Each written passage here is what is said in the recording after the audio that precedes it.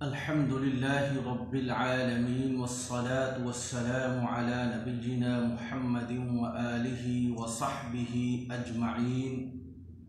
سبحانك لا علم لنا إلا ما علمتنا إنك أنت العليم الحكيم. رب اشرح لي صدري ويسر لي أمري واحلل عقدة من لساني يفقه قولي. رب زدني علما. جبیل اسلامک سینٹر کی جانب سے اردو زبان کے اس ماہانہ پروگرام میں تشریف لانے والے تمام دوست و احباب اور حضرات و خواتین کو ہدیہ السلام پیش کرتے ہوئے السلام علیکم ورحمۃ اللہ کہتا ہوں. موضوع گفتگو یہ ہے کہ تعلق میں کیسے توحید اختیار کریں اور شرک سے کیسے بچیں. شیخ الاسلام ابن تیمیہ رحمہ اللہ سے یہ سوال پوچھا گیا کہ قرآن مجید کے اندر سب سے پہلا حکم جو اللہ تعالیٰ نے دیا ہے وہ ہے یا ایھا الناس اعبدوا ربکم، سورۃ البقرہ آیت نمبر 21. ترجمہ: اے انسانوں اپنے رب کی عبادت کرو. تو ہمیں بتائیے کہ عبادت کیا ہے؟ شیخ الاسلام ابن تیمیہ رحمہ اللہ نے اس سوال کے جواب میں پورا ایک رسالہ عبادت کے نام سے لکھ دیا. پورا ایک رسالہ. اس رسالے میں سے ہم نے کچھ باتیں لے کر کے ماہ جمادی ثانی کے ماہانہ پروگرام میں عبادت کی نہایت اہم تفصیلی معلومات کے موضوع سے بیان کرتے ہوئے خلاصے کے طور پر عبادت اور تعبد دو باتیں بتائی تھی اور عرض کیا تھا کہ اصل مقصد آپ سامعین کو شیخ الاسلام امام دعوت مجدد ملت شیخ محمد بن عبد الوہاب رحمہ اللہ کی مشہور زمانہ کتاب التوحید سے جوڑنا ہے. یہ ہے مقصد جس کے لیے آپ سامعین کو اسی وقت بتایا تھا کہ عبادت اور تعبد کے بعد اب آپ کو تعلق کے بارے میں بتاؤں گا کہ اس میں کیسے توحید اختیار کریں اور شرک سے بچیں. تو چونکہ آج کا موضوع گفتگو پچھلے موضوع ہی کا تسلسل ہے، اس لیے مختصر طور پر آپ کو عبادت اور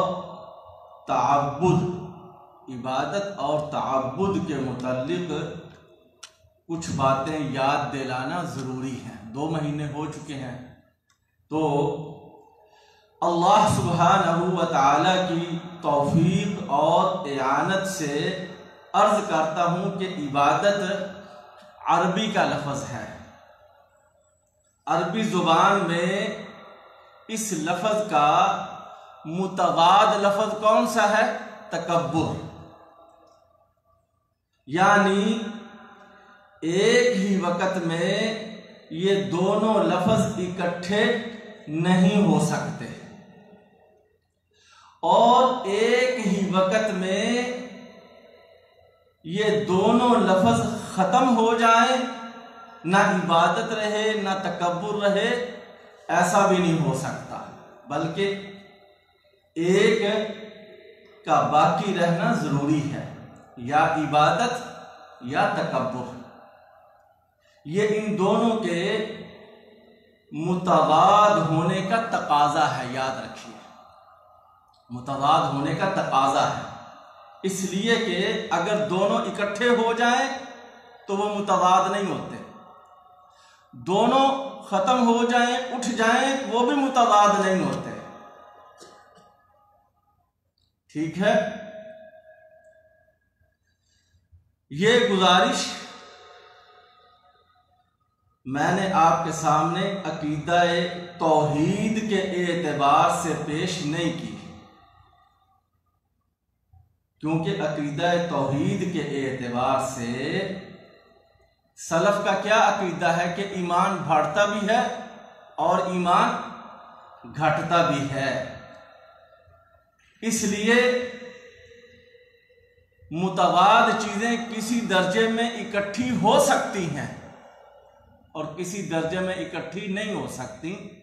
مثال کے طور پہ توحید اور شرک یہ ایک دوسرے کی متضاد ہیں، اگر چھوٹا شرک ہو، شرک اصغر، وہ توحید کے ساتھ جمع ہو سکتا ہے، ٹھیک ہے، لیکن بڑے درجے کا شرک ہو، شرک اکبر، وہ توحید کے ساتھ جمع نہیں ہو سکتا۔ تو یہ گزارش میں نے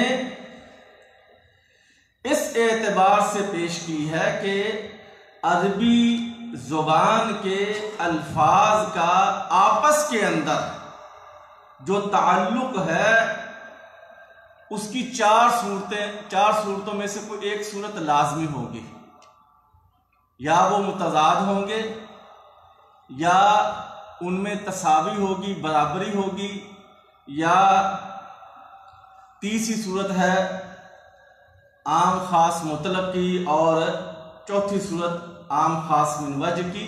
تو یہ صرف آپ پہ واضح کرنے کے لیے کہ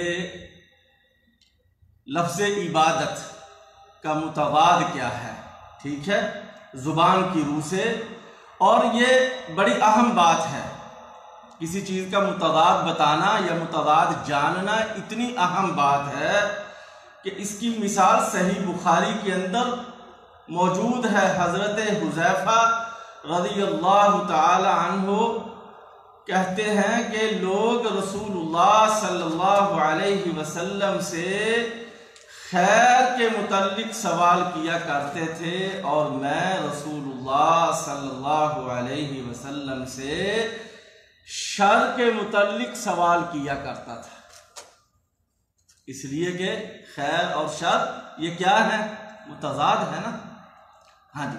تو اس لیے عبادت کا جو متضاد آپ کو بتایا ہے اس کی اہمیت اپنی جگہ ہے، لیکن عقیدہ توحید کے اعتبار سے ایمان بڑھتا بھی ہے گھٹتا بھی ہے۔ اچھا، لفظ عبادت کا جو متضاد آپ کو بتایا ہے یہ اس لیے بتایا ہے کہ کسی بھی لفظ کو جاننے کی دو صورتوں میں سے ایک صورت یہ ہے کہ اس کا متضاد بتا دیا جائے، اور دوسری صورت یہ ہے کہ اس لفظ کا معنی بتا دیا جائے۔ تو لفظ عبادت کا متضاد جب تکبر ہو تو تب لفظ عبادت کا معنی ہوگا انکساری، جھکاؤ، ذلت، پستی، تب لفظ عبادت کا معنی یہ ہوگا، یاد رکھیے۔ لفظ عبادت کا ایک اور معنی اطاعت ہے، ٹھیک ہے، لفظ عبادت کا ایک اور معنی آتا لفظ عبادت ہے، جیسے اللہ تعالیٰ نے فرمایا یا بنی آدم لا تعبدوا الشیطان، بنی آدم شیطان کی عبادت نہ کرنا، یعنی لا تطیعوا الشیطان، شیطان کی اطاعت نہ کرنا۔ اچھا، اب جب لفظ عبادت بمعنی اطاعت آئے تو اس کا متضاد کیا ہوگا؟ حریت، اباحیت یعنی آزادی، ٹھیک ہے؟ لہذا ایک ہی وقت میں عبادت اور آزادی بھی اکٹھے نہیں ہو سکتے، متضاد ہوئے عبادت اور آزادی، اور ایک ہی وقت میں دونوں ختم بھی نہیں ہو سکتے، ایک کا باقی رہنا ضروری ہے، یا عبادت یا آزادی۔ لہذا خالق کے سامنے مخلوق کی آزادی کا کوئی جواز نہیں، یہ سن لیجیے، یہ لفظ عبادت کا تقاضا ہے۔ ہاں جی، اور لفظ مزید ایک لفظ یہاں جان لیجئے کہ دین کا لفظ بہت زیادہ آتا ہے قرآن مجید کے اندر بھی اور احادیث کے اندر بھی۔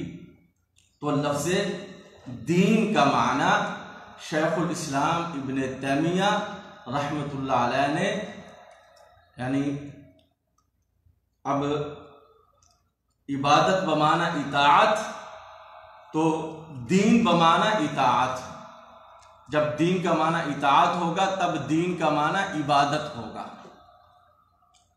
اور یعنی دین کا معنی عبادت اور اطاعت۔ تو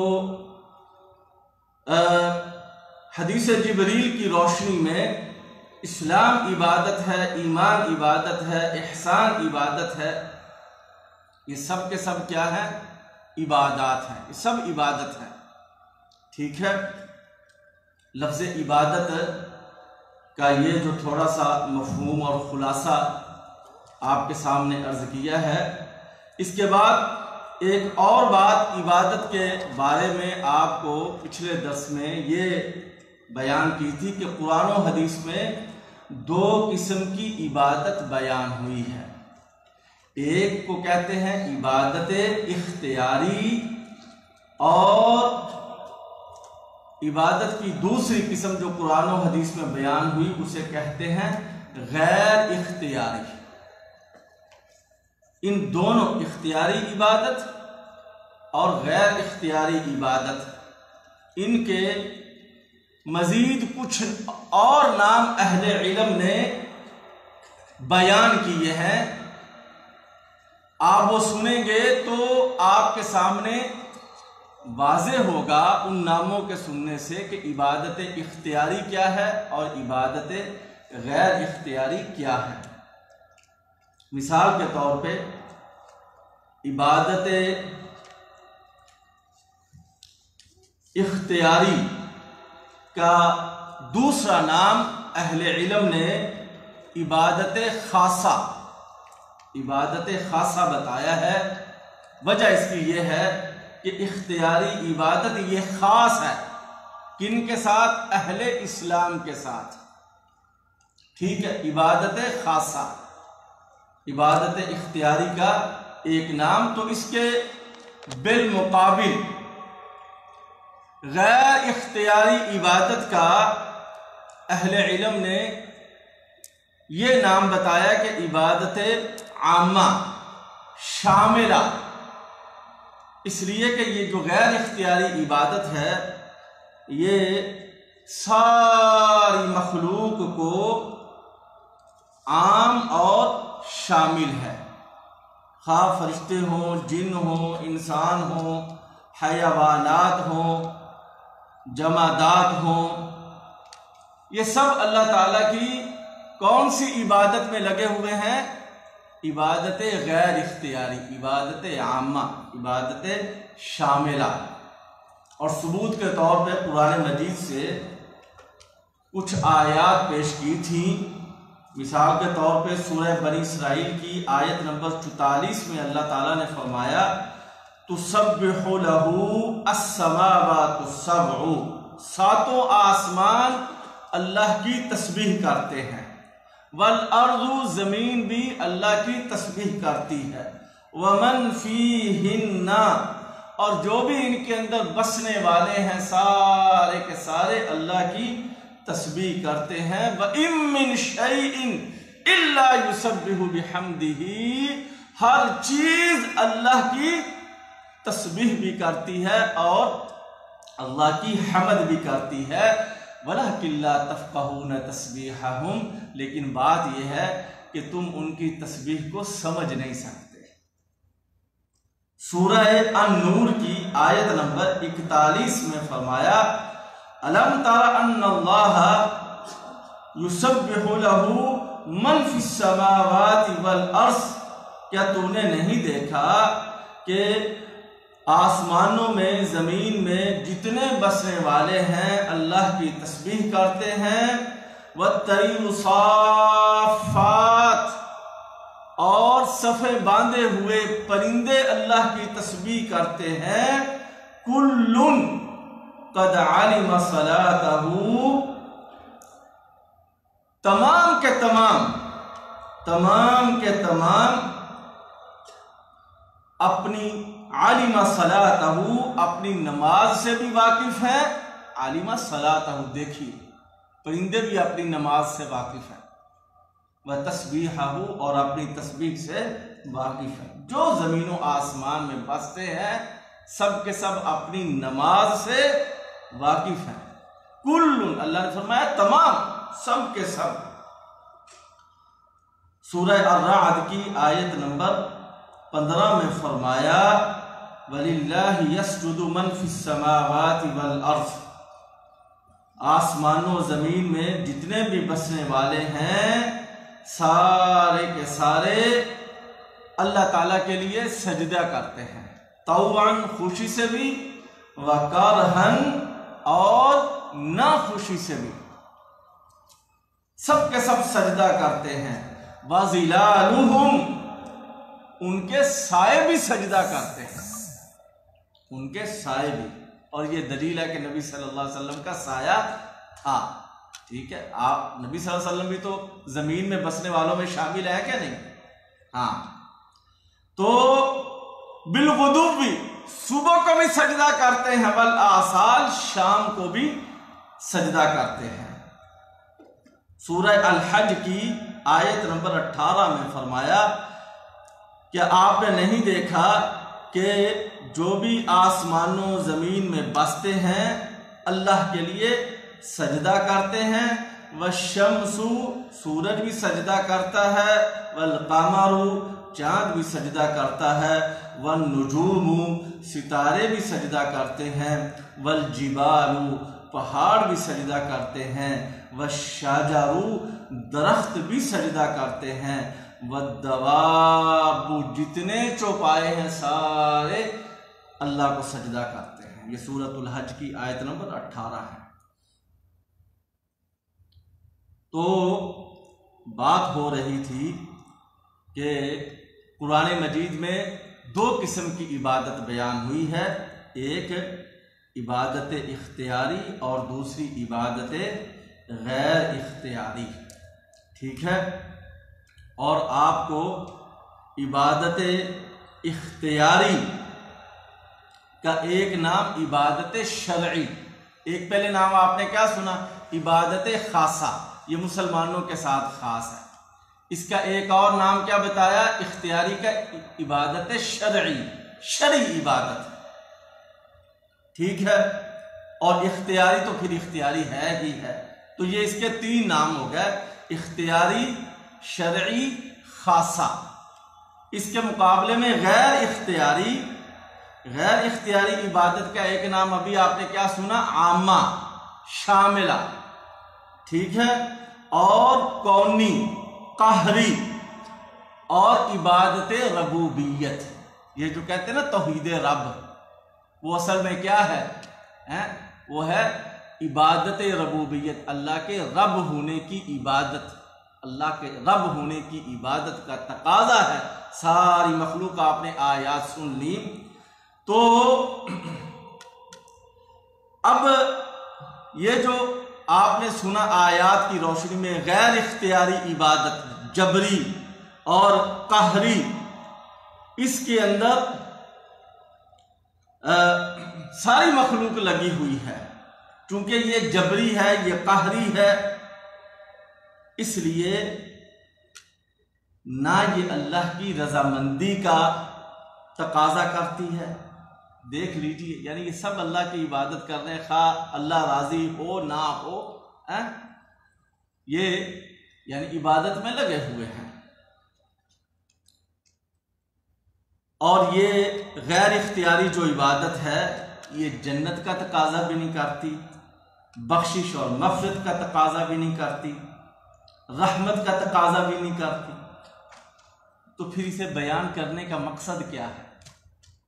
اللہ اکبر! بیان کرنے کا مقصد سورہ آل عمران کی آیت نمبر 83 میں اللہ تعالیٰ نے فرمایا افغیر دین اللہ، کیا اللہ کے دین کے علاوہ، یعنی اب یہاں دین کا معنی کیا کریں؟ عبادت۔ میں نے کہا یہی ہمارا مسئلہ ہے، ہم عربی کے لفظ اردو میں جون کے تم بولتے ہیں، اب عربی میں دین تو اردو میں بھی دین کیا پتہ چلے گا؟ اب دین کا معنی کیجئے عبادت، دین کا معنی کیجئے اطاعت، ٹھیک ہے؟ بلکہ یہاں دین کا معنی کیجئے اختیاری عبادت، شرعی عبادت، عبادت خاصہ۔ افغیر دین اللہ یبغون، کیا یہ لوگ اللہ کے دین کے علاوہ، اللہ کی عبادت کے علاوہ، اللہ کی اطاعت کے علاوہ کسی اور عبادت کے، کسی اور دین کے، کسی اور اطاعت کے متلاشی ہیں؟ تو ان کو معلوم ہو جانا چاہیے وَلَهُ أَسْلَمَ مَنْ فِي السَّمَاوَاتِ وَالْأَرْضِ طَوْعًا وَكَرْهًا، آسمان و زمین میں جتنے بسنے والے ہیں، طوعاً خوشی سے بھی، وکرہن اور نہ خوشی سے بھی، سارے کے سارے، وَلَهُ أَسْلَمَ، اللہ کے لیے اسلم، اسلام، اسلام بھی عبادت ہے، اللہ کی عبادت میں لگے ہوئے ہیں۔ اس لیے میں نے آپ سے کیا، اسلام کا معنی بھی عبادت، ایمان کا معنی بھی عبادت، دین کا معنی بھی عبادت، احسان کا معنی بھی عبادت۔ تو یہ سارے اللہ کی عبادت میں لگے ہوئے ہیں۔ کون سی عبادت؟ غیر اختیاری، غیر اختیاری، ہاں جی، غیر اختیاری اللہ کی عبادت میں لگے ہوئے ہیں، نماز میں لگے ہوئے ہیں۔ کل قد علم صلاتہ، ہر ایک اپنی نماز سے واقف ہے، تسبیح میں لگے ہوئے ہیں۔ ولکن لا تفقہون تسبیحہم، لیکن تم ان کی تسبیح کو نہیں سمجھتے۔ وہ لگے ہوئے ہیں، کر رہے ہیں۔ کیا مطلب؟ اللہ محتاج نہیں ہے ہماری عبادات کا، ٹھیک ہے؟ اللہ ہماری عبادات کا محتاج نہیں ہے، سمجھ آ گئی ہے؟ پھر اللہ تعالیٰ ہم سے عبادت کا تقاضا کیوں کرتے ہیں؟ اس لیے کہ اللہ کو عبادت محبوب ہے، یہ یاد رکھیے، اللہ کو عبادت محبوب ہے۔ اس لیے آگے عبادات کی تعریف میں، پہچان میں، شناخت میں، فرق میں، عبادات میں اور اسباب میں کیا فرق ہے، اس میں یہ لفظ آئے گا محبت۔ اگر اللہ کی محبت شامل ہو تو وہ شرعی عبادت ہے۔ تو بات یہ ہو رہی تھی کہ یہ عبادت غیر اختیاری قرآن میں کیوں بیان ہوئی ہے، جب یہ بخشش کا تقاضا نہیں کرتی، رحمت کا تقاضا نہیں کرتی، مغفرت کا تقاضا نہیں کرتی، تو یہ اس لیے بیان ہوئی ہے کہ ہم اس سے کیا کریں؟ اللہ تعالیٰ کی اختیاری عبادت کی طرف آ جائیں۔ جی ہاں، اللہ کی اختیاری عبادت کی طرف آ جائیں۔ بلکہ دیکھیے اللہ نے قرآن مجید میں یہاں تک بتا دیا کہ جب حالات تنگ ہو جاتے ہیں تو یہ کس کی طرف مجبور ہوتے ہیں؟ فَإِذَا رَكِبُوا فِي الْفُلْكِ دَعَوُا اللَّهَ مُخْلِصِينَ لَهُ الدِّينَ، مجبور ہو گئے، حالات تنگ ہو گئے تو بھی تو اللہ کی طرف لوٹنا ہے نا، ٹھیک ہے؟ تو اختیار سے لوٹو، اختیار کے ساتھ اللہ کی اختیاری عبادت کی طرف آؤ۔ تو یہ اس کے بیان کرنے کا مقصد اور پھر ایک اور بڑا اہم مقصد ہے، اور وہ اپنے رسالہ جو عبادت کے نام سے سوال کے جواب میں شیخ الاسلام ابن تیمیہ رحمۃ اللہ علیہ نے لکھا کہ یہ جو غیر اختیاری عبادت ہے، جبری عبادت ہے، جس میں ساری مخلوق لگی ہوئی ہے، اس سے انہوں نے کہا ان لوگوں کا رد ہوتا ہے جو کیا کہتے ہیں کہ جی جب وہ عشق مجازی سے عشق حقیقی تک پہنچ جاتے ہیں تو ان سے شریعت کی پابندیاں اٹھ جاتی ہیں، پھر وہ شریعت کے پابند نہیں رہتے، کیونکہ اب وہ عشق حقیقی تک پہنچ گئے ہیں۔ عشق مجازی سے شروع ہوتے ہیں، اب وہ بھی یعنی ناجائز اور حرام ہے۔ عشق مجازی یعنی کسی خوبصورت عورت سے یا کسی خوبصورت بچے سے پہلے آپ کو مجازی محبت ہو، اور پھر وہ مجازی محبت جو حرام ہے، ناجائز ہے کسی خاتون کی، یہ ہیر رانجھا اور یہ یعنی اس طرح کی جو بھی ہیں، یعنی اس طرح کے واقعات اور داستانیں، تو شیخ الاسلام ابن تیمیہ کہتے ہیں کہ یہ جو غیر اختیاری عبادت ہے، اس سے تو تم نکل ہی نہیں سکتے، اس سے تو نہیں نکل سکتے تم۔ تو یہ بھی اس کا ایک بڑا اہم فائدہ انہوں نے اس رسالے میں بیان کیا ہے۔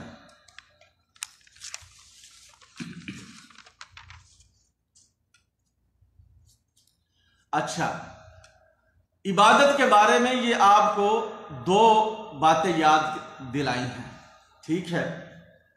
اب ذرا آئیے، عبادت کے بعد دوسرا لفظ تھا تعبد، ٹھیک ہے؟ اور پھر تعبد سے ہم نے آنا ہے تیسرے لفظ کی طرف، تعلق کی طرف۔ عبادت سے تعبد اور تعبد سے تعلق کی طرف۔ تو اب اردو والے جو ہیں ان کے لیے لفظ تعبد کافی غیر معروف ہے، غیر معروف ہے، ہاں جی۔ تو پہلے تو میں اس کا قرآن و حدیث سے آپ کو ثبوت پیش کروں، ٹھیک ہے؟ قرآن و حدیث سے اس کا ثبوت سنیے کہ لفظ عبادت قرآن و حدیث میں کبھی بمعنی عبادات آتا ہے، اور یہ بھی معروف ہے، یعنی اس کے دلائل اس وقت دینے کی ضرورت نہیں۔ اور لفظ عبادت کبھی قرآن و حدیث میں بمعنی اطاعت آتا ہے، اور یہ تو بہت ہی زیادہ مشہور ہے، ہاں جی۔ یہ جو یعنی سیاسی جو توحید ہے، اس کے پیچھے یہی کار فرما ہے، عبادت بمعنی اطاعت۔ قرآن و حدیث میں لفظ عبادت بمعنی تعبد یہ غیر معروف ہے، یہ غیر معروف ہے، اور یہ پچھلے درس میں نے عرض کیا تھا، لیکن اس کے بارے میں مزید کچھ عرض کرنا چاہتا ہوں۔ ایک آیت پیش کرتا ہوں اور ایک حدیث پیش کرتا ہوں۔ سورہ مریم کی آیت نمبر 42 میں اللہ تعالیٰ ذکر فرماتے ہیں کہ ابراہیم علیہ السلام نے اپنے والد آزر سے کہا، یا اباتی، اے میرے والد، لم تعبدو ما لا یسمع، آپ ایسی چیزوں کی عبادت کیوں کرتے ہیں جو نہ سنیں، ولا یبصروا، نہ دیکھیں، ولا یغنی عنک شیئا، نہ آپ کے کسی کام آ سکیں۔ اب یہاں اس آیت میں لفظ کیا ہے؟ لما تعبدو، آپ کیوں عبادت کرتے ہیں؟ اب یہاں لما تعبدو یہ بمعنی تعبد ہی ٹھیک بیٹھتا ہے، بمعنی تعبد، بمعنی عبادات یا بمعنی اطاعت ٹھیک نہیں بیٹھتا۔ کیوں؟ اس لیے کہ ابراہیم علیہ السلام کے والد جن چیزوں کی عبادت کرتے تھے وہ نہ سنتی تھیں، نہ دیکھتی تھیں، نہ ان کے کسی کام آ سکتی تھیں، تو پھر وہ چیزیں اطاعت کا حکم کیسے دے سکتی ہیں؟ یا عبادات کا حکم کیسے دے سکتی ہیں؟ لہذا یہاں لما تعبدو کا معنی تعبد کریں۔ اب تعبد کیا ہے یہ ابھی آگے آتا ہے، خالی پہلے لفظ کا ثبوت سن لیں، لفظ کا ثبوت۔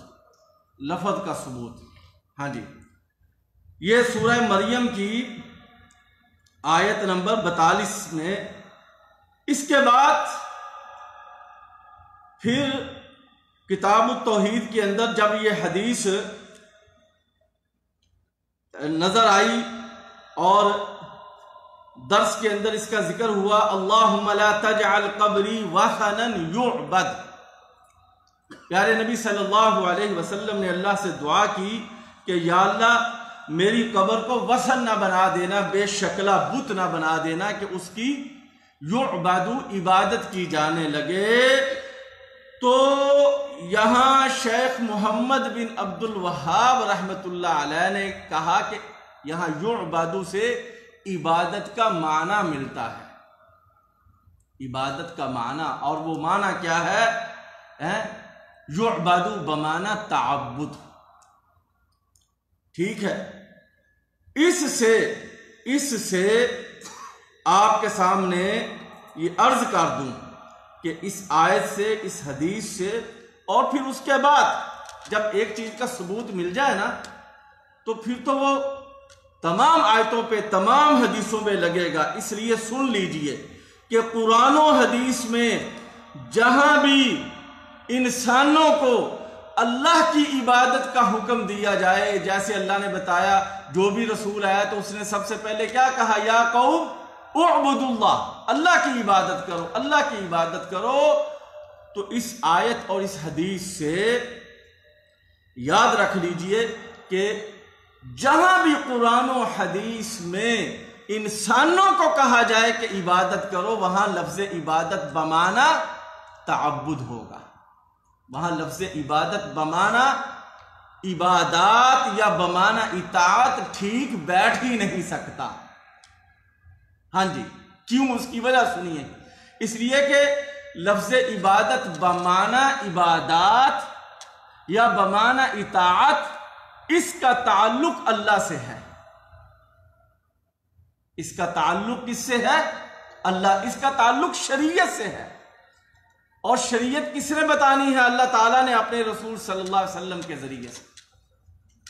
جی ہاں، قرآن مجید میں جہاں بھی آئے گا یا قوم اعبدوا اللہ، کیا معنی ہوگا؟ ای تعبدوا اللہ۔ پہلے لفظ جان لیجئے، لفظ ہمارا مسئلہ، یعنی کوئی ایک مسئلہ ہے، ہمارا دین عربی میں ہے، ہمیں پہلے تو آپ کو عربی سکھانی پڑے گی نا، یہ سب گرامر کی باتیں ہیں۔ ہاں جی، لیکن گرامر کی بات کے لیے بھی پہلے قرآن و حدیث سے ثبوت مجھے لانا پڑے گا، بغیر ثبوت کے مجھے پتا ہے میری قوم میں بات ہی نہیں چلتی، مجھے اٹھا کے پھینک دے گے بغیر ثبوت کے۔ اور ثبوت بھی پھر جب حدیث کا ساتھ ہو، قرآن مجید کا ثبوت بھی ہو تو اس میں کہتے ہیں کئی تفسیریں ہیں، لیکن جب حدیث کی بات آ جائے، اور میں اتنا اللہ تعالیٰ کا شکر گزار ہوں کہ یہ شیخ محمد بن عبد الوہاب رحمۃ اللہ علیہ کا کتاب التوحید سے یہ حوالہ مل جانا۔ پچھلے ماہانہ پروگرام میں نے اس کا ثبوت کیا دیا تھا، یاد ہوگا آپ کو، میں نے آپ کو ثبوت دیا تھا کہ یعنی لفظ عبادت بمعنی عبادات اور لفظ عبادت بمعنی تعبد کا ثبوت آپ کو دیا تھا کہ ہمارے استاد محترم فضیلت الشیخ ڈاکٹر شیخ سلیمان روحیلی، جو مدینہ یونیورسٹی کے بہت بڑے استاد ہیں اور اس وقت مملکت سعودی عرب کے بڑے علماء میں شمار ہوتے ہیں، اور جن کا مسجد نبوی میں بہت بڑا درس ہوتا ہے، ان کا حوالہ دیا تھا کہ انہوں نے یہ بیان کیا۔ ہاں جی، ٹھیک ہے، لیکن میں مطمئن نہیں تھا، کیونکہ ہم کب مطمئن ہوتے ہیں جب کسی بات کا حوالہ کہاں سے ملے؟ قرآن و حدیث۔ تو یہ دو، ایک آیت کا اور ایک حدیث کا، میں آپ کو حوالہ دے کے آگے جو بات کر رہا ہوں کہ قرآن و حدیث میں جہاں بھی حکم آئے لوگوں کو کہ اللہ کی عبادت کرو، تو وہاں لفظ عبادت بمعنی تعبد ٹھیک بیٹھتا ہے، بمعنی عبادات ٹھیک نہیں بیٹھتا، کیونکہ عبادات کا تعلق اللہ سے ہے۔ اس نے شریعت بنانا ہے کہ کون سی عبادات ہیں، ٹھیک ہے، یا اطاعت فرما برداری وہ اللہ نے بتانی ہے، اللہ کے رسول نے بتانی ہے۔ جی اس کے بعد اللہ کے یعنی آپ نے لفظ تعبد کا ثبوت سن لیا۔ اب جو میں نے عرض کیا کہ قرآن و حدیث میں جہاں بھی انسانوں کو حکم ہو کہ عبادت کرو تو وہاں لفظ عبادت بمعنی تعبد ہوگا، اسی لیے یہ جو لفظ ہے نا تعبد، اس کا ایک نام کیا ہے؟ فعل عابد، عبادت کرنے والے کا فعل، عبادت کرنے والے کا فعل۔ اب آئیے لفظ تعبد کی طرف۔ یہ تعبد یہ مصدر ہے باب تفاعل کا، ٹھیک ہے، جیسے تعلم، تبرک، تحرک، یہ اردو میں استعمال ہوتے ہیں یہ سارے الفاظ۔ تو اسی طرح تعبد طلب عبادت کو کہتے ہیں، جیسے تعلم طلب علم کو، تحرک طلب حرکت کو، تبرک طلب برکت کو۔ رسول اللہ صلی اللہ علیہ وسلم کا صحیح فرمان ہے، انما العلم بالتعلم والفقہ بالتفقہ والحلم بالتحلم، کہ آپ صلی اللہ علیہ وسلم نے فرمایا علم تعلم سے آتا ہے، فقہ تفقہ سے آتی ہے، حلم تحلم سے آتا ہے۔ تو اسی طرح عبادت کس سے آئے گی؟ تعبد سے۔ تو تعبد سے ہمارے سامنے تین چیزیں آئیں، معبود، عابد اور عبادات۔ جیسے تعلم سے ہمارے سامنے استاد، شاگرد اور علم آتا ہے کہ نہیں آتا؟ تعلم میں اگر استاد نہیں، اگر شاگرد نہیں، اگر علم نہیں تو وہ تعلم کہاں سے ہوگا؟ اسی طرح تعبد میں بلکہ تفصیل میں جائیں تو ہمارے سامنے 5 چیزیں آ جاتی ہیں، ٹھیک ہے، تعبد سے 5 چیزیں۔ نمبر 1 معبود، نمبر 2 عابد عبادت کرنے والا، نمبر 3 عبادات، نمبر 4 عبادات کا تعبد یعنی ادائیگی، نمبر 5 متوجہ ہونا۔ یہ تعبد سے 5 چیزیں جو ہمارے سامنے آئی ہیں، ان کے بارے میں ذرا مختصر سن لیجئے تو اس سے تیسرا لفظ برآمد ہوتا ہے اور وہ ہے تعلق، اور بات ختم ہو جائے گی، ٹھیک ہے۔ اب تعبد سے ہمارے سامنے 5 چیزیں آئیں۔ پہلی چیز معبود کسے کہتے ہیں؟ یاد رکھ لیجئے، آپ پوری اردو کھنگال لیجئے، کہیں آپ کو یہ معبود کی تعریف نہیں ملے گی سوائے میرے پاس، انشاءاللہ میں دعویٰ نہیں کرتا، بلکہ جیسے اللہ نے کہا نا وَأَمَّا بِنِعْمَةِ رَبِّكَ فَحَدِّثْ، اے محمد صلی اللہ علیہ وسلم اپنے رب کی نعمتیں بیان کیا کر۔ تو تحدیث نعمت کے طور پہ یہ معبود کی تعریف آپ کو کہیں اور نہیں ملے گی۔ جائیے، میرا چیلنج ہے میرا، کو مجھے لا دے، ہاں جی، اللہ کے فضل سے۔ باقی اللہ پاک مجھے بھی علم دے، آپ سب کو بھی علم دے، سب پہ اپنی رحمت فرمائے۔ تو معبود کسے کہتے ہیں؟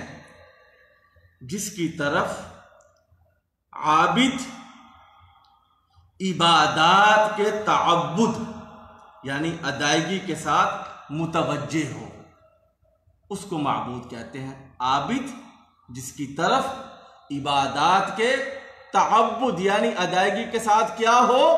متوجہ ہو۔ اب سچا معبود کون ہے؟ اللہ تعالی، ٹھیک ہے۔ دوسری چیز کیا تھی؟ عابد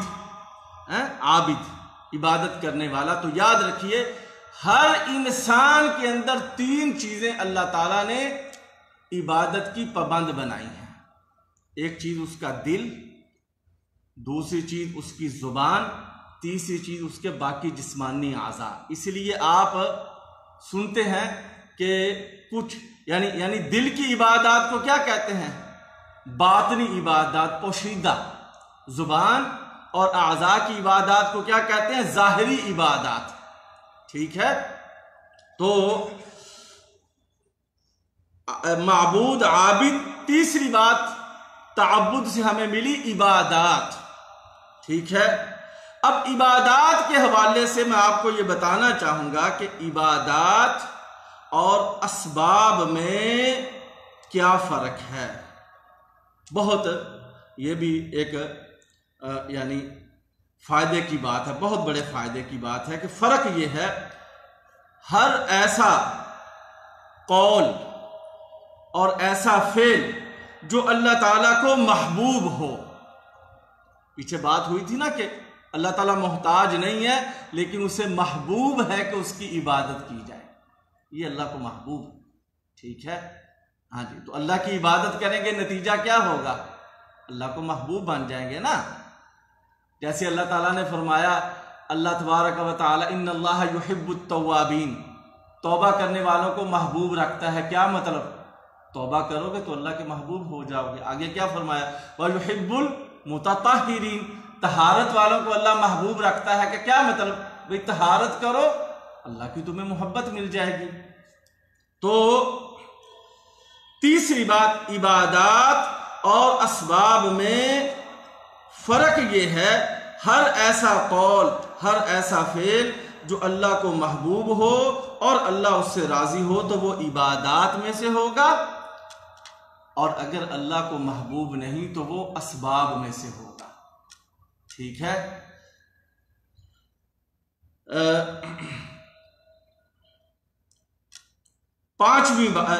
چوتھی بات معبود، عابد، عبادات، ٹھیک ہے؟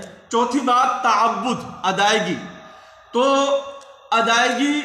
ادائیگی کب عبادت بنتی ہے؟ تعبد کب عبادت بنتا ہے؟ یہ بڑا قیمتی سوال ہے، جسے میں اس طرح سے بھی واضح کیا کرتا ہوں یہاں اپنی گفتگو میں، عمرے والوں کو درس دیتا ہوں تو ان سے کیا کہتا ہوں، سوال عمرے کا نہیں، سوال عمرہ کرنے والے کا ہے، اس کا عمرہ کرنا کب عمرہ بنتا ہے۔ سوال نماز کا نہیں، سوال نماز پڑھنے والے کا ہے کہ اس کا نماز پڑھنا کب عبادت بنتا ہے۔ سوال روزے کا نہیں، حج کا نہیں، ہاں جی، یہ بڑی عظیم عبادات ہیں۔ سوال کیا ہے کہ جو یہ عبادات کرنے والا ہے اس کا عبادت کرنا، اس کا تعبد، وہ کب عبادت بنتا ہے؟ جب اس کے اندر وہ 5 باتیں جمع کرے۔ کتنی باتیں؟ 5 باتیں۔ ان 5 میں سے 2 باتوں کو پیش نظر رکھے اور 3 باتیں کار فرما ہوں۔ جو 2 باتیں پیش نظر رکھے، نمبر 1 کہ عبادت کی ادائیگی، تعبد ہے یعنی تعبد، عبادت کی ادائیگی انتہائی سنت کے مطابق ہو، سمجھ آ گئی ہے؟ نمبر 2 اور انتہائی اللہ کے لیے ذلت و پستی یعنی انکساری اور جھکاؤ کے ساتھ ہو، تکبر کے ساتھ نہ ہو۔ یہ 2 باتیں پیش نظر رکھے، اور 3 باتیں کار فرما کیا رکھے کہ عبادت کی ادائیگی میں انتہائی اللہ کی محبت کار فرما ہو، اور مسلسل عبادت کرنے والا اس خوف کا شکار رہے کہ یا اللہ کوئی ایسا کام نہ ہو جائے جس سے میری عبادت کا ثواب کم ہو جائے یا ضائع ہو جائے۔ اور تیسری چیز جو کار فرما ہو وہ یہ کہ مسلسل اس خوف کے ساتھ عبادت کرنے والا امید رکھے کہ یا اللہ اگر کوئی ایسا کام ہو بھی گیا تو مجھے پوری امید ہے کہ تو میری عبادت کا ثواب کم نہیں کرے گا یا ضائع نہیں کرے گا۔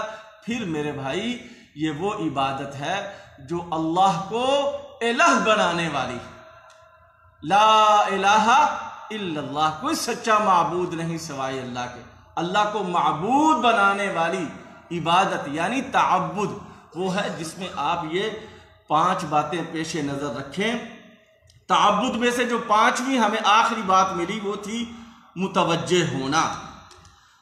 متوجہ ہونا اس کو کہتے ہیں نیت، اس کو کہتے ہیں ارادہ، اس کو کہتے ہیں قصد، اس کو کہتے ہیں طلب۔ متوجہ ہونا، معبود کی طرف متوجہ ہونا، ہاں جی، عابد عبادات کے تعبد کے ساتھ معبود کی طرف متوجہ ہو، ٹھیک ہے، اس کو نیت، ارادہ، قصد اور طلب کہتے ہیں۔ حتیٰ کہ ابن قیم نے اس کو کہا ہے توحید ارادہ، توحید طلب، توحید قصد، جبکہ ابن تیمیہ اور باقی جتنے عام اہل علم ہیں وہ اس کو کیا کہتے ہیں؟ توحید عبادت، اس کو کہتے ہیں توحید، یہ متوجہ ہونا، اس کو کہتے ہیں۔ اب دیکھیے یہ متوجہ ہونا، ٹھیک ہے، توجہ، یہ ہے تعلق، یہ ہے تعلق۔ اب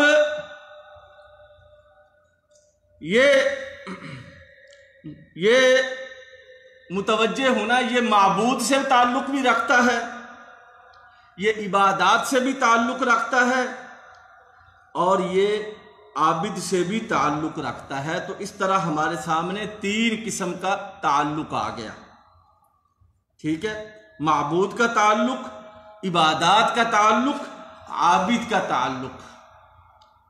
اور میں نے آپ سے عرض کیا تھا کہ عبادات اور اسباب میں کیا فرق ہے۔ تو دیکھیے جس طرح ہم پابند ہیں نا کہ عبادات کے پابند ہیں کہ نہیں ہیں، اسی طرح ہم پابند ہیں اسباب کو بھی زیر عمل لائیں، ہم اس کے پابند ہیں میرے بھائی، اتنے پابند ہیں، اتنے پابند ہیں۔ ابن قیم کہتے ہیں جو لوگ اسباب کو زیر عمل نہیں لاتے ان کا اہل توحید میں شمار ہی نہیں ہو سکتا۔ جی ہاں، اتنے پابند ہیں ہم اسباب کو زیر عمل لانے کے، یاد رکھیے۔ انشاءاللہ تفصیلات اس کی پھر کبھی بیان ہوگی، آج اتنا ہی یاد رکھ لیجئے کہ جیسے ہم عبادات کے پابند ہیں اسی طرح ہم پابند ہیں اسباب کو زیر عمل لائیں۔ تو یہ چوتھا تعلق ہمارے سامنے آ گیا، ٹھیک ہے، معبود کا تعلق، عابد کا تعلق، عبادات کا تعلق، اسباب کا تعلق، ٹھیک ہے۔ اب جب اسباب کو زیر عمل لانا ہے تو پھر اسباب کا مسبب بھی ہے، مسبب، اسباب بنانے والا، خالق، ٹھیک ہے، مسبب۔ تو اسباب کا تعلق تو مسبب کا تعلق، تو 5 قسم کا تعلق ہمارے سامنے آ گیا، ٹھیک ہے، 5 قسم کا تعلق۔ عبادت سے ہم چلے تھے تعبد کی طرف، تعبد میں ہمارے سامنے متوجہ ہونا آیا، متوجہ ہونا، اور یہ متوجہ ہونا اس کا تعلق معبود کے ساتھ بھی ہے، عبادات کے ساتھ بھی ہے، عابد کے ساتھ بھی ہے، اسباب کے ساتھ بھی ہے، مسبب کے ساتھ بھی ہے۔ دلیل سن لیجئے، صحیح بخاری کی سب سے پہلی حدیث، کون سی حدیث ہے صحیح بخاری کی سب سے پہلی حدیث؟ انما الاعمال بالنیات۔ انعامات نہیں ہیں، نہیں تو میں آپ کو ضرور دیتا آپ بھائیوں کو۔ اس حدیث میں یہ 5 تعلق موجود ہے، انما الاعمال بالنیات، کہ اعمال کا دار و مدار پیارے نبی صلی اللہ علیہ وسلم نے فرمایا کس پر ہے؟ نیت پر۔ محدثین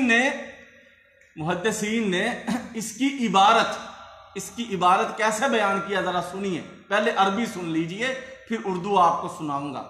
محدثین نے انما الاعمال بالنیات کی عبارت کیسے بیان کی ہے کہ انما صحت الاعمال وفسادها وقبولها وردها بالنیات۔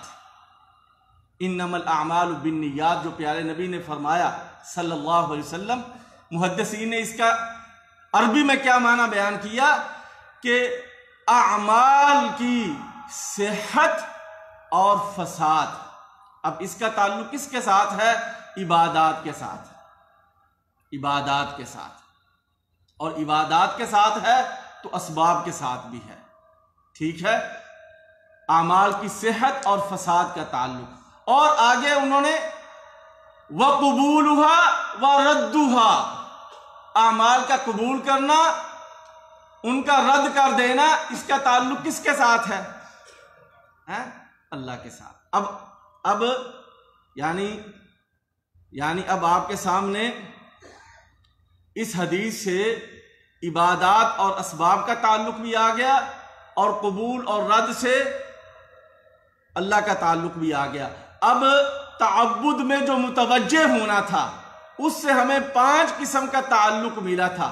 معبود کا تعلق، ٹھیک ہے، عابد کا تعلق، عبادات کا تعلق، اسباب کا تعلق اور مسبب کا تعلق۔ تو معبود اور مسبب یہ ایک ہی ہے، اللہ تعالیٰ ہی معبود ہے اور اللہ تعالیٰ ہی مسبب ہے، ٹھیک ہے، تو یہ ایک ہو گیا۔ اب کتنے رہ گئے؟ 4 تعلق رہ گئے، ٹھیک ہے، معبود اور مسبب یہ ایک ہو گیا۔ اب اوپر سمجھ لیجئے کون ہے معبود اور مسبب، ٹھیک ہے، اور ایک طرف سمجھ لیجئے کہ عبادات، کیونکہ صحت و فساد، فاسد ہونا صحیح ہونا، اس کا تعلق کس کے ساتھ ہے؟ عبادات کے ساتھ۔ جب عبادات کے ساتھ ہے تو اسباب کے ساتھ بھی ہے، ٹھیک ہے، اور نیچے کون آ گئے؟ عابد، ظاہر ہے نیت اسی نے کرنی ہے، ٹھیک ہے کہ نہیں؟ تو یہ ہمارے سامنے جو 5 قسم کا تعلق تھا جسے ہم نے 4 قسم میں آپ کے سامنے پیش کیا، چاروں کا چاروں اس حدیث سے ثابت ہے۔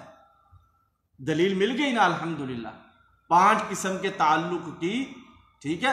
عبادت سے ہم تعبد میں آئے، تعبد میں 5ویں چیز تھی متوجہ ہونا، متوجہ ہونے سے ہمیں یہ 5 قسم کا جو تعلق ملا، اس کی دلیل مل گئی، کیونکہ دلیل کے بغیر تو ہماری بات چلتی نہیں نا، ہاں جی، ہمارا سینہ ہی تنگ ہو جاتا ہے، دل ہی تنگ ہو جاتا ہے، بات ہوتی نہیں دلیل کے بغیر۔ ہم سے پتہ نہیں کیسے دلیل کے بغیر باتیں کر لیتے ہیں، ٹھیک ہے کہ نہیں؟ جب دلیل مل گئی میرا سینہ الحمدللہ کھل گیا کہ یعنی اب مجھے کوئی فکر نہیں اپنے سامعین کی طرف سے، تو دلیل آپ کے سامنے یہ پیش کرتی۔ 5 قسم کے تعلق اس حدیث کے اندر موجود ہے۔ اب آئیے اس تعلق میں توحید کیسے اختیار کریں، آخری بات۔ اس تعلق میں توحید اختیار کرنے کے لیے آپ اب جانیے اسباب کے اصول کیا ہیں۔ تفصیل میں نہیں جاتا، اسباب کا پہلا اصول یہ ہے کہ آپ صرف اسی چیز کو سبب تسلیم کریں جس کی سببیت شریعت نے بتائی ہو یا تجربات سے ثابت شدہ ہو۔ اگر شریعت نے نہیں بتائی یا تجربات سے ثابت نہیں، ٹھیک ہے، تو ایسے اسباب سے تعلق توحید کے خلاف ہوگا۔ اور یہ اتنی بڑی بات ہے، کتاب التوحید میں جو پہلے 6 باب جن میں کلمے کا معنی بیان کیا ہے شیخ محمد رحمت اللہ علیہ نے، تو 7واں باب، آگے 7 باب جو انہوں نے شروع کیے ہیں وہ کس کے؟ بے شکلی بت پرستی کے۔ اور اس میں پہلا جو باب ہے وہ کون سا ہے؟ کڑے چھلے دھاگے۔ اب ان کی سببیت نہ شریعت بتاتی ہے نہ تجربات بتاتے ہیں، ٹھیک ہے، نہ شریعت بتاتی ہے نہ تجربات۔ آپ نے معروف حدیث سنی، جس صحابی نے کڑا پہنا ہوا تھا، آپ صلی اللہ علیہ وسلم فرمایا اسے اتار دو، ٹھیک ہے، اسے پہنے ہوئے تمہیں موت آ گئی تو تم فلاح نہیں پاؤ گے، اور بھی احادیث وہاں۔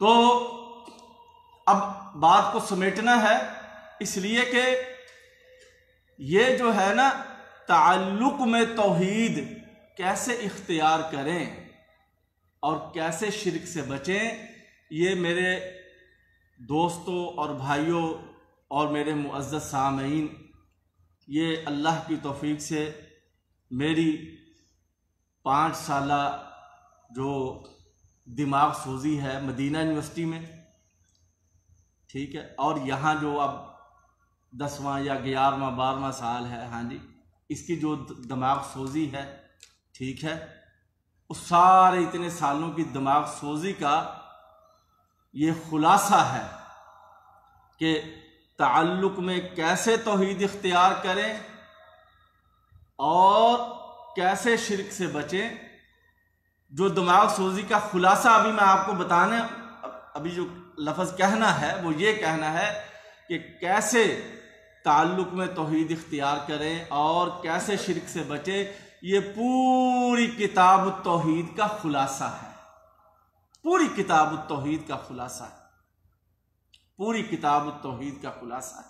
تو اس وقت تو یہ آپ سے بیان نہیں ہو سکتا، لیکن انشاءاللہ العزیز آگے جو میں تیاری کر کے آپ کے سامنے ماہانہ پروگرام میں آؤں گا تو انشاءاللہ آپ کے سامنے پوری کتاب التوحید کے جو 66 ابواب ہیں اور پھر اس کے جو میں نے 9 مجموعوں میں انہیں تقسیم کیا ہے، تو ہر مجموعے کا آپ کے سامنے یہیں سے بات شروع ہوگی کہ تعلق میں کیسے توحید اختیار کریں اور کیسے شرک سے بچیں. آپ دیکھیے گا تمام کے تمام ابواب اور ان کے جو 9 مجموعے تقسیم کیے ہیں وہ اسی کے گرد گھومتے ہیں کہ تعلق میں.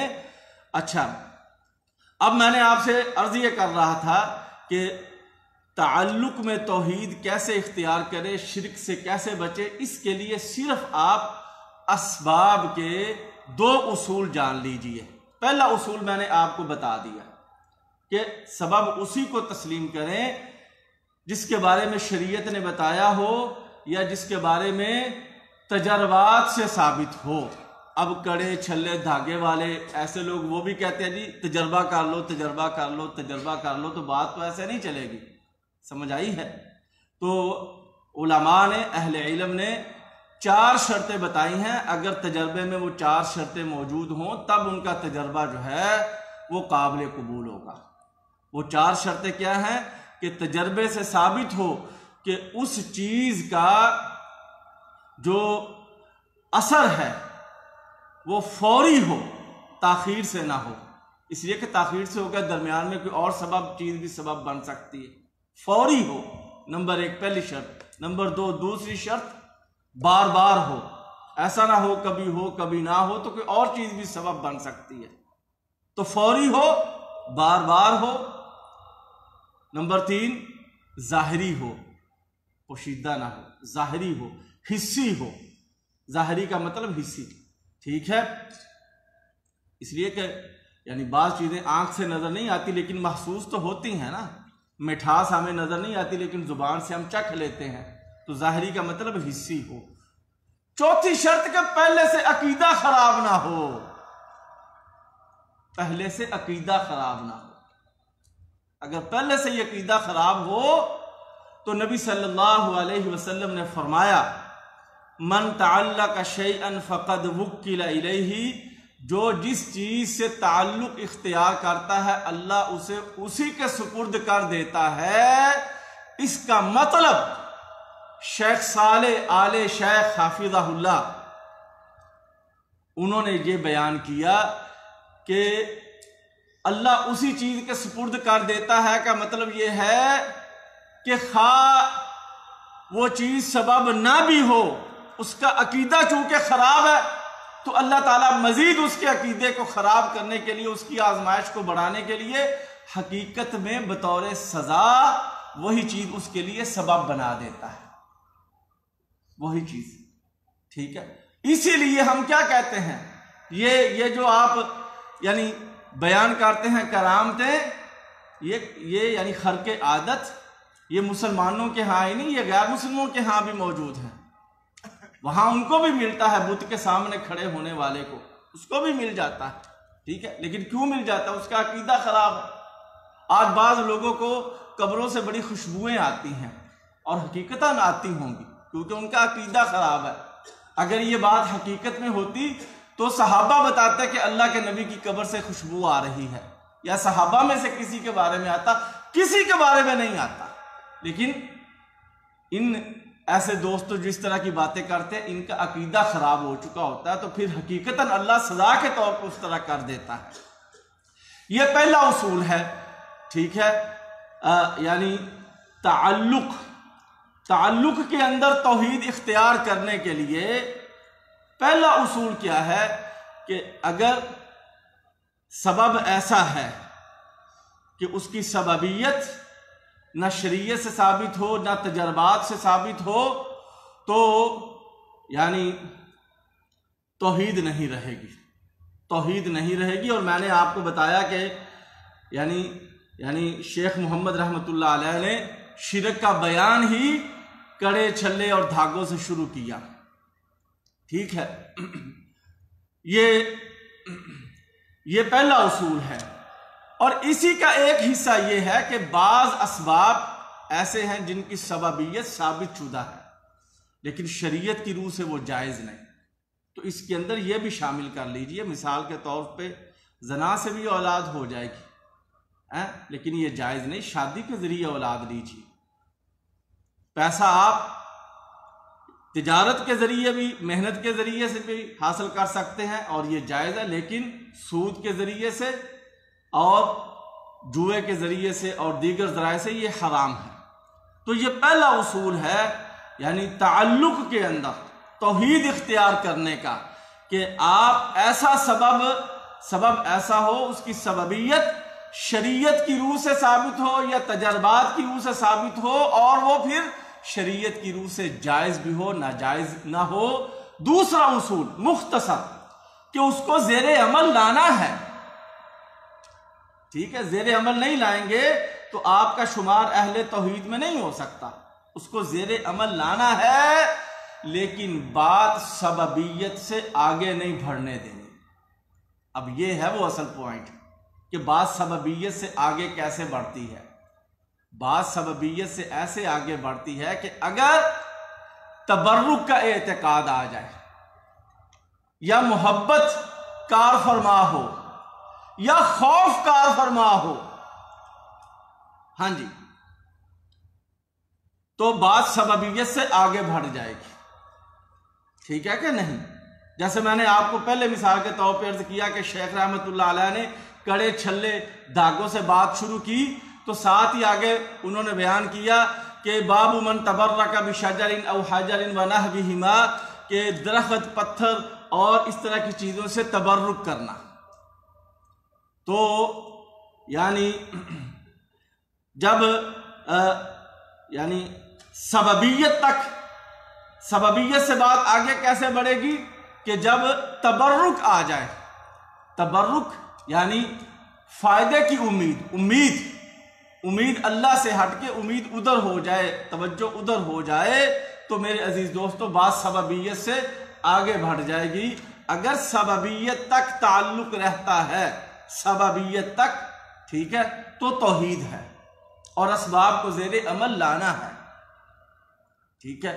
لیکن اگر اس کو اختیار کرتے ہوئے اس کے پیچھے تبرک کار فرما ہو، ٹھیک ہے، یا محبت کار فرما ہو، تو بھی معاملہ بڑا بگڑ جائے گا۔ جو محبت کے اندر حد سے تجاوز کر کے، غلو کر کے آدم علیہ السلام کی مسلمان اولاد نے چند بزرگوں کی قبروں کو کیا کیا تھا، اس کے پیچھے محبت کار فرما تھی ان نیک لوگوں کی، ٹھیک ہے، یا پیچھے خوف کار فرما ہو، تو آگے شیخ محمد رحمۃ اللہ علیہ نے جادو سے متعلقہ باب قائم کیے توحید کے اندر۔ توحید کے اندر جادو کا کیا لانے کا کیا تعلق ہے؟ یہی تعلق ہے، ہاں جی، کہ ایسا سبب جس کے پیچھے خوف کار فرما ہو، وہاں بات سببیت تک نہیں رہتی۔ نبی صلی اللہ علیہ وسلم کا بڑا مشہور فرمان، لا عدوہ، کوئی بیماری متعدی نہیں ہوتی، ولا طیارہ، بدشگونی کوئی چیز نہیں، ولا حامہ، الو کے بولنے کا کوئی اثر نہیں، ولا سفرہ، ماہ بارش برسانے میں ستاروں کا کوئی اثر نہیں، ولا غولہ، بھوت کی ہولناکی کوئی چیز نہیں۔ یہ ہے اصل جادو کے خوف کا اور تعویذوں کے خوف کا اور میرے بھائی نظر بد کے خوف کا اصل علاج، کہ ایسا خوف جس کے پیچھے یعنی ایسا سبب جس کے پیچھے یہ خوف کار فرما ہو، ایسا سبب جس کے پیچھے یہ خوف کار فرما ہو، ٹھیک ہے، تو آدمی جو ہے وہ توحید پہ نہیں رہتا، توحید پہ نہیں رہتا آدمی. ہاں جی. تو میرے عزیز دوستو، بات جتنی میں چاہتا تھا کہ آپ بھائیوں کا وقت کم لوں، مختصر بات کروں، تو شاید وقت بھی کچھ زیادہ اور آپ کو یعنی زیادہ نہ اکتا دوں، لیکن خلاصہ آپ ایک بار یعنی نوٹ کر لیجئے کہ ہم نے بات عبادت سے شروع کی، تعبد کی طرف آئے. ٹھیک ہے. تعبد میں 5ویں چیز متوجہ ہونا تھا. متوجہ ہونے سے ہمارے سامنے 5 تعلق آئے. 5 تعلقوں کا آپ کو الحمدللہ حدیث سے ثبوت دینے کے بعد پھر آپ سے عرض کیا کہ یعنی اسباب کے اندر، اب دیکھیے اسباب کے بالمقابل کیا ہے؟ عبادات. اب عبادات کا جو تعلق ہے نا، اس میں محبت لائیے، اس میں خوف لائیے، اس میں امید لائیے، تاکہ عبادت بنے. لیکن اسباب کو زیر عمل لانا ہے تو اس کی سببیت میں محبت، خوف اور امید نہ آنے دیجیے. محبت اور بات سببیت تک رہنے دیجیے.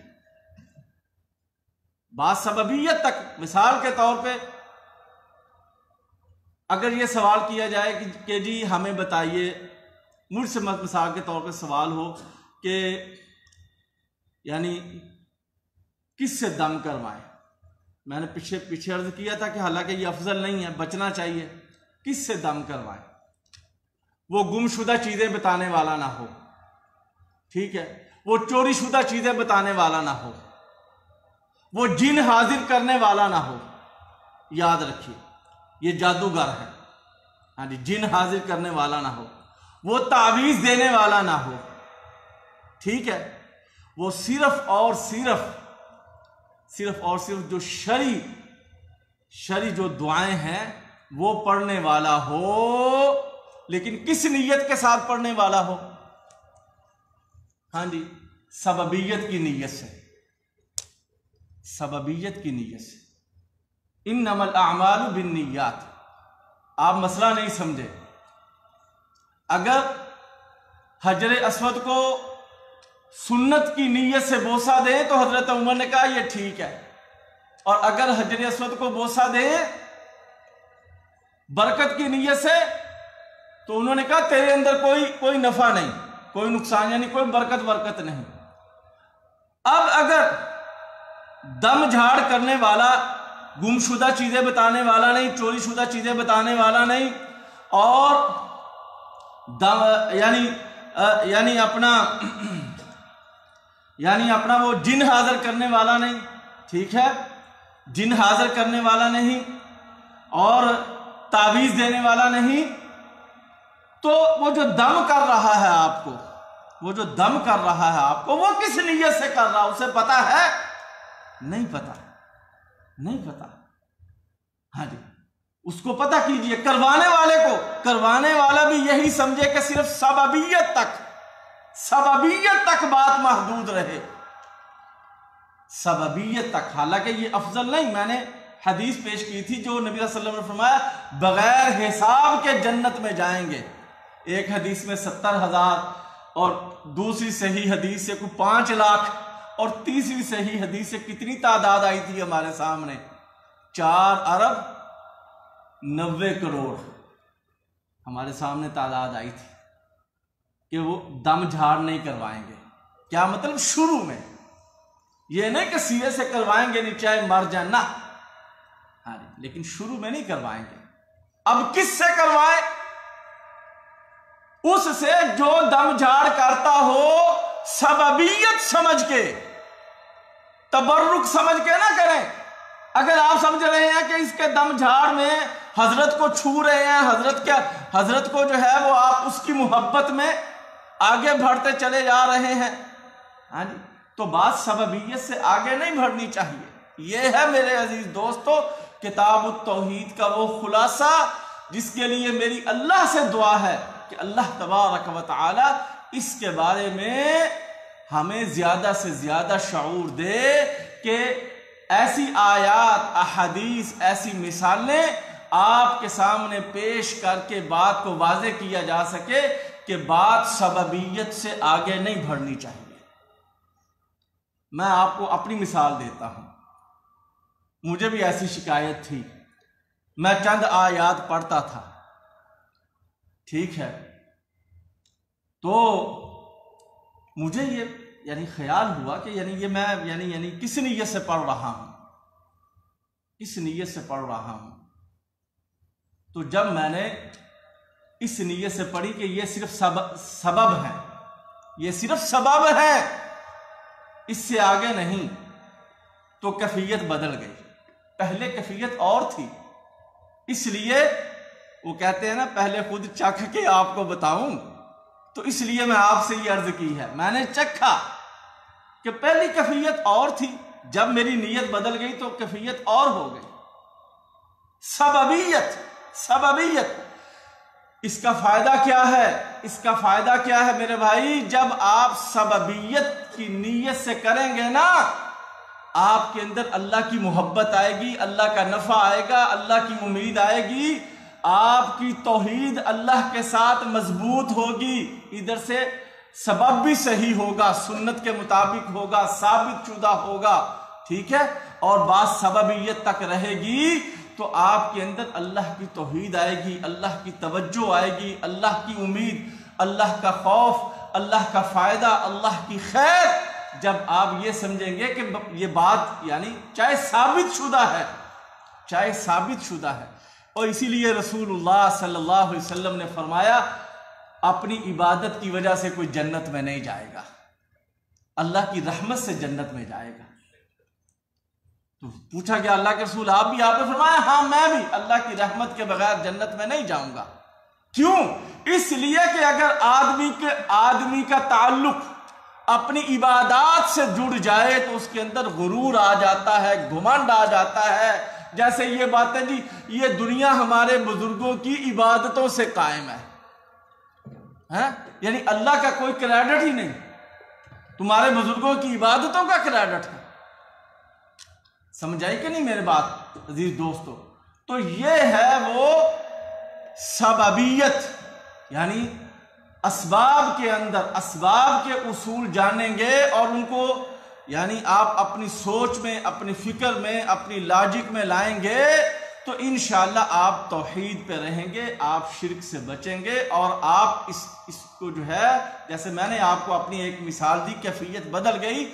آپ ذرا آج کے بعد جو صبح و شام کی دعائیں پڑھتے ہیں نا، ذرا یہی سمجھ کے پڑھیے گا کہ یہ سببیت ہے، بس ذرا یہی سمجھ کے پڑھیے گا، یہ سببیت ہے، یہ سببیت ہے۔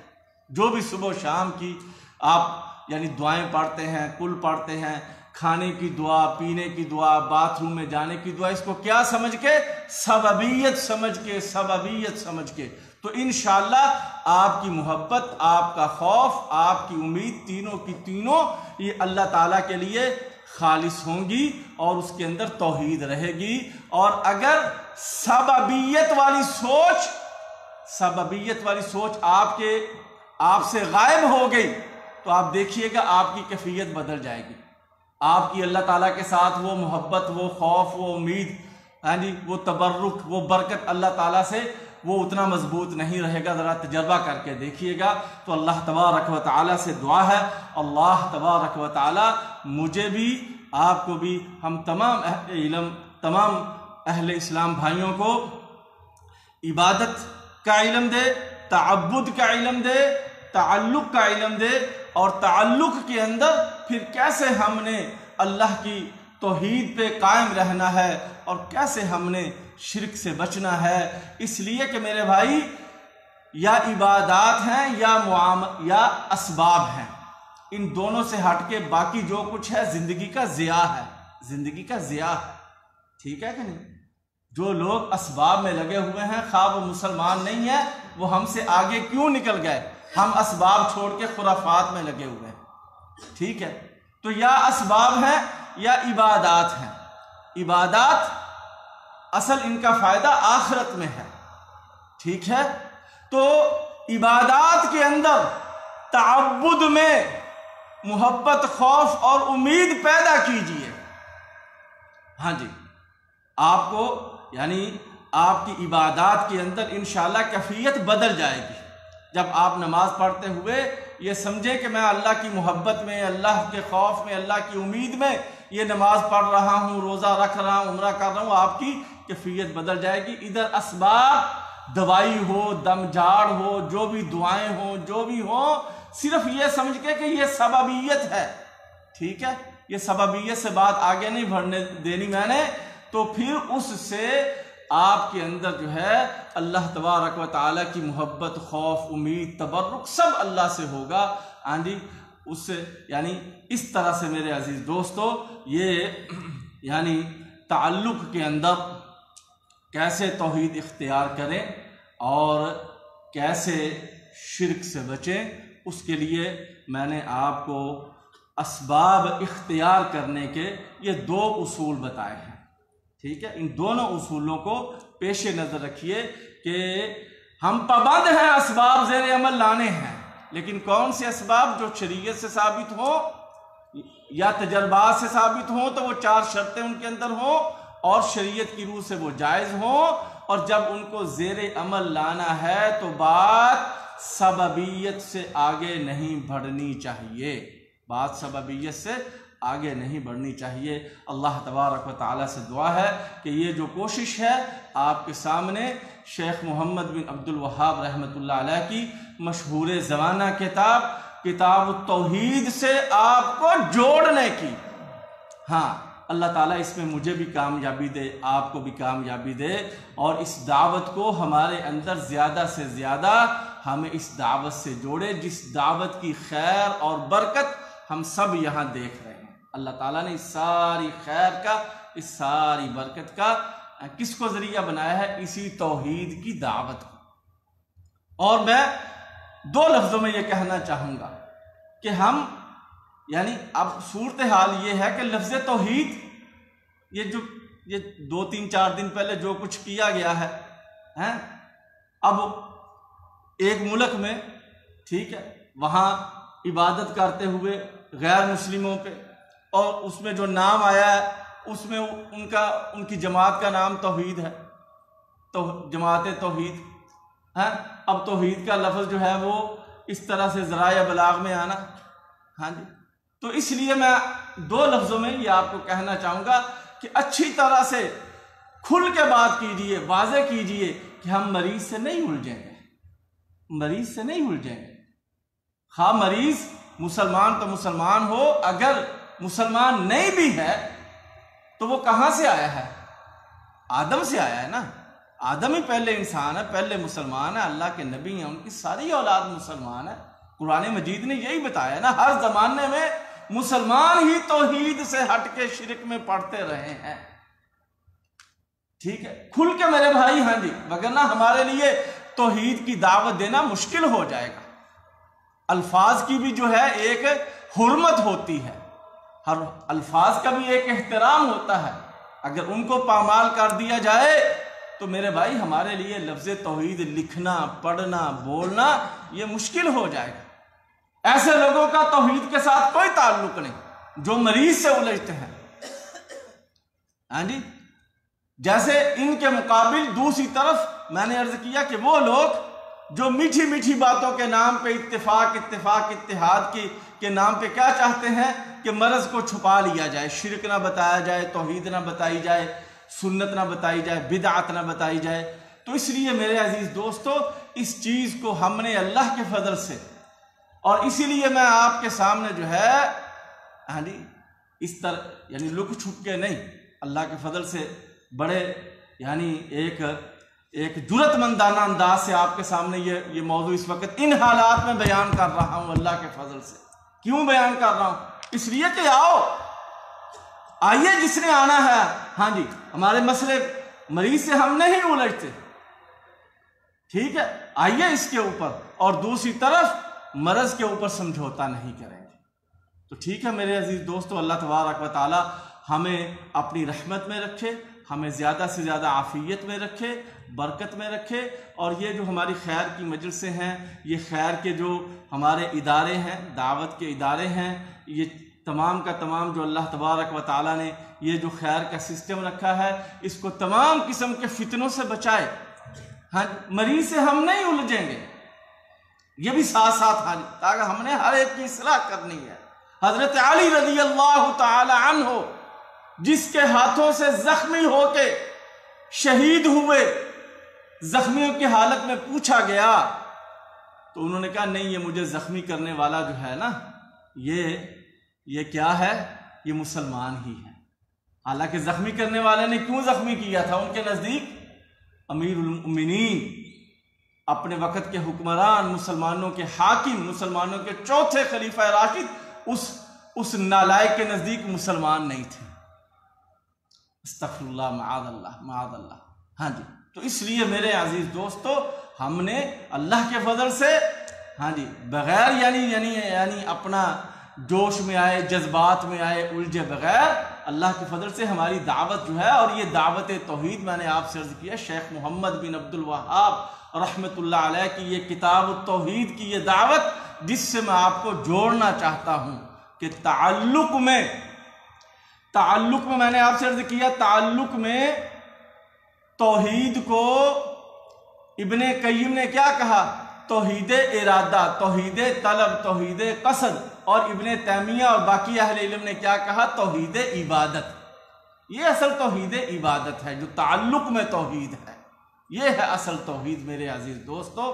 تو انشاءاللہ العزیز مجھے اللہ سے بڑی امید ہے، آگے جو انشاءاللہ موقع ملا تو اس موضوع کو، کتاب التوحید کے اس خلاصے کو انشاءاللہ العزیز آپ بھائیوں کے سامنے اللہ پیش کرنے کی زیادہ سے زیادہ اس میں مدد فرمائے، اور آپ دوستوں کا اتنے لمبے وقت تک بیٹھنا، اور آپ کا یہ جو اللہ تبارک و تعالیٰ جو ہے اس کو قبول کرے، آپ کی صحت میں اضافہ فرمائے، آپ کے علم میں اضافہ فرمائے، آپ کے مال و جان میں اضافہ فرمائے، ٹھیک ہے، اور ہمیں جو ہے اللہ تبارک و تعالیٰ سنت کے اوپر رکھے اور توحید کے اوپر رکھے، شرک سے بچائے اور بدعت سے بچائے۔ اقول قولی ھذا استغفر اللہ لی ولکم ولسائر المسلمین من کل ذنب فاستغفروه انہ هو الغفور الرحیم، وآخر دعوانا ان الحمد للہ رب العالمین۔